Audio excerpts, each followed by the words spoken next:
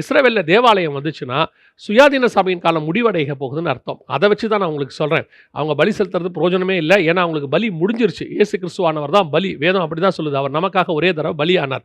அவர்கள் இயேசு கிறிஸ்துவை ஏற்றுக்கொள்ளவில்லை. அந்த பலிக்கும் நமக்கும் எந்த சம்மந்தம் இல்லை. ஆனால் அவர்கள் பலி செலுத்துவதற்கு தயாராயிட்டாங்க. பைபிள் சொல்லுது அவங்க வந்து பலி செலுத்துவாங்க கடைசி காலத்துல அப்படின்னு சொல்லி, இப்ப பலி செலுத்துறதுக்கு எல்லாம் ரெடி ஆயிட்டாங்க. ஆசாரியர்கள் ரெடியாக இருக்கிறார்கள். லேவியர்கள் தயாராக இருக்கிறார்கள்.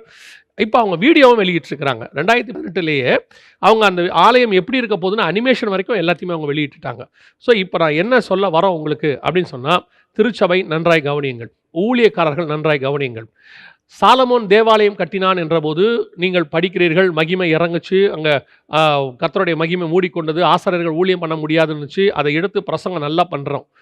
அடுத்து செருபாபேல் ஆலயம் கட்டினான் என்றபோது 2வது தேவாலயத்தை முந்தின ஆலயத்தை பார்க்கிலும் பிந்தின ஆலயம் மகிமை வந்தாக இருக்கும்னு சொல்லும்போது அதை எடுத்து நம்ம ரொம்ப பார்க்குறோம். ஏன் உங்களுக்கு ஒரு காரியம் புரிய மாட்டேங்கிறது?